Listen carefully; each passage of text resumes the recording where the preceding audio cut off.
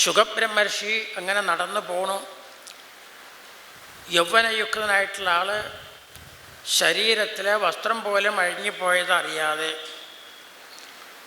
അദ്ദേഹം അങ്ങനെ നടന്നു പോകുമ്പോൾ നദിയിൽ സ്നാനം ചെയ്യുന്ന ദേവസ്ത്രീകളൊക്കെ ഉണ്ടായിരുന്നു. അതിലങ്ങനെ ഒരാൾ കടന്നു പോകണ്ടെന്ന് ശ്രദ്ധിച്ചതേയില്ല. മകനേന്ന് വിളിച്ചുകൊണ്ട് പിന്നാലെ വരുന്നു വ്യാസഭഗവാൻ, പുത്രാന്ന് വിളിച്ചുകൊണ്ട്. വ്യാസഭഗവാനെ കണ്ടപ്പോഴേക്കും എല്ലാവരും വസ്ത്രമൊക്കെ എടുത്തു കൊടുത്തു. അപ്പം ചോദിച്ചു, യൗവനയുക്തനായിട്ടുള്ള എൻ്റെ പുത്രൻ ശരീരത്തിൽ വസ്ത്രം പോലും ഇല്ലാതെ കടന്നു പോയപ്പോൾ നിങ്ങൾ ശ്രദ്ധിച്ചേയില്ല. അങ്ങാണെങ്കിൽ വൃദ്ധനാണ്, ഞാനാണെങ്കിൽ വൃദ്ധനാണ്, വസ്ത്രം ധരിച്ചിട്ടുണ്ട്, പിന്നെ എന്തിനാ നിങ്ങൾ ലജ്ജ കാണിച്ച് വസ്ത്രമൊക്കെ എടുത്ത് കൊടുക്കണേ നിങ്ങളെന്ന് ചോദിച്ചു. സ്ത്രീപുംഭിത നതു തവാസ്തി വിവിക്രദൃഷ്ടി, അങ്ങയ്ക്ക് സ്ത്രീ പുംഭിത ഉണ്ട്, സ്ത്രീയാണ് പുരുഷൻ എന്നുള്ളൊരു ഭേദം അങ്ങയ്ക്കുണ്ട്. അങ്ങയുടെ പുത്രൻ അതില്ല. എല്ലാവരെയും ഒരുപോലെ കണ്ടുകൊണ്ട് അദ്ദേഹം ശരീരമല്ല നോക്കണത്. ശരീരം നോക്കുമ്പോൾ ഭേദമുണ്ട്. എല്ലാവരുടെ ഉള്ളിലുള്ള ജീവചൈതന്യം ഒന്ന് തന്നെ. അങ്ങനെ ഏകത്വഭാവനയോടുകൂടി സഞ്ചരിക്കുന്ന ആളാണ് അങ്ങയുടെ പുത്രൻ. അതുകൊണ്ടാണെന്ന്. അപ്പം അങ്ങനെയുള്ള ഒരാളാണ് ഉപദേശിക്കുന്നത്. മരണത്തെ മനസ്സിലാക്കി കഴിഞ്ഞാൽ എങ്ങനെ വിഷയത്തിൽ വിരക്തി വരുമോ അങ്ങനെയുള്ള ആളാണ് ശിഷ്യൻ. അപ്പം ഉത്തമനായിട്ടുള്ള ഗുരു, ഉത്തമനായിട്ടുള്ള ശിഷ്യൻ. അപ്പം അവർ തമ്മിലുള്ള സംഭാഷണം ഒരു ശാസ്ത്രം തന്നെ. ശ്രീമദ് ഭാഗവതം ശാസ്ത്രം കലൗ കീരേണ ഭാഷിതം ഏതസ്മാദപരം കിഞ്ചിത് മനഃശുദ്ധേന വിദ്യതേ. ഇത് കലികാലത്തുള്ള ആൾക്ക് ഉള്ളതാണ്. എല്ലാ ഗ്രന്ഥങ്ങളൊന്നും വായിച്ച് മനസ്സിലാക്കാനൊന്നും ഒരു 100 വയസ്സ് ആയുസ് ഒരു നിമിഷം പാഴാക്കാതെ പരിശ്രമിച്ചാലും പറ്റില്ല. അങ്ങനെയാണ് വിജ്ഞാന ശാഖകൾ. അതുകൊണ്ട് എല്ലാത്തിൻ്റെ സാരമെടുക്കണം.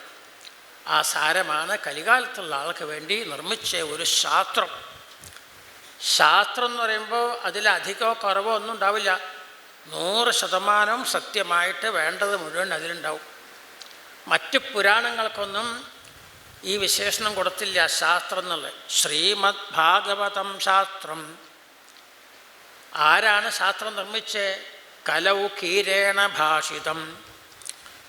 വേറെയും പല ശാസ്ത്രങ്ങളില്ലേ? ഉണ്ട്.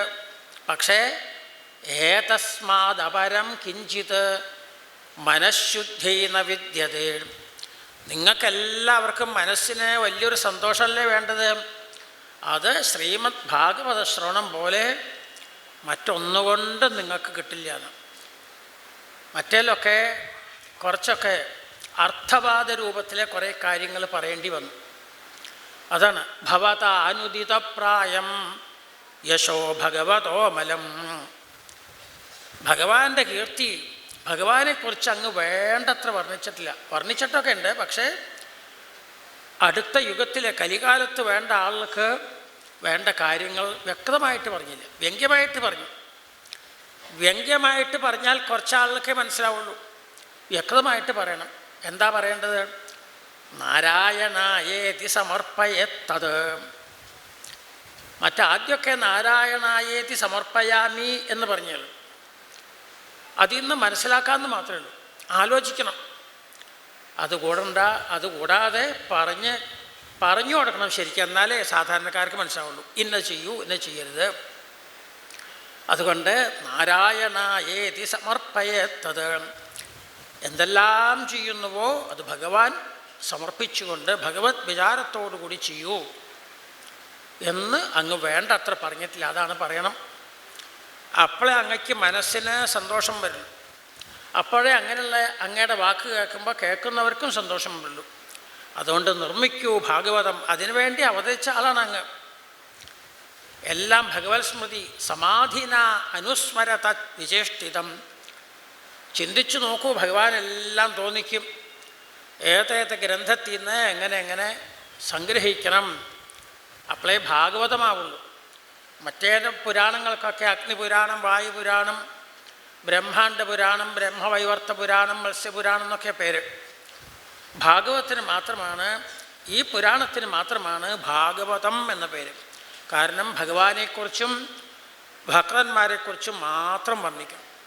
അതാണ് അങ്ങനെയുള്ള ഭാഗവതമാകുന്ന ശാസ്ത്രമാണ്, ശാസ്ത്രങ്ങളിൽ വച്ച് സാത്വിക ശാസ്ത്രമാണ് നമ്മൾ കേട്ടുകൊണ്ടിരിക്കുന്നത്.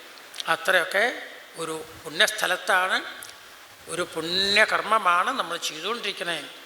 എന്താണോ ഭഗവാന്റെ ഉദ്ദേശം, ശാസ്ത്രങ്ങൾ എന്ത് പറയണോ ഇന്നത് ചെയ്യൂന്ന്, അതാണ് നമ്മൾ ചെയ്തുകൊണ്ടിരിക്കുന്നത്. അതുകൊണ്ട് നമുക്ക് കൃതാർത്ഥതയ്ക്ക് വകയുണ്ട്. ആചാര്യന്മാരുടെ വാക്ക് കേട്ട് നമ്മൾ കുറച്ചെങ്കിലും എന്തെങ്കിലും ചെയ്തുല്ലോ എന്ന് സന്തോഷിക്കാം. അങ്ങനെ ഭാഗവതം കർമ്മത്തിൽ വർണ്ണിച്ചു. അങ്ങനെ 9 സ്കന്ധം കഴിഞ്ഞു. അപ്പോഴേക്കും കൂടുതൽ താല്പര്യം. ചില സമയത്ത് ശുഖബ്രഹ്മർഷി ഗുരുനാഥൻ ഒന്ന് ചുരുക്കി പറഞ്ഞ് അങ്ങോട്ട് നിർത്തും. ശ്രദ്ധയുണ്ടെങ്കിൽ വീണ്ടും ചോദിക്കും, അപ്പം മാത്രം പറഞ്ഞു കൊടുക്കാമെന്ന് വിചാരിച്ചുകൊണ്ടാണ്.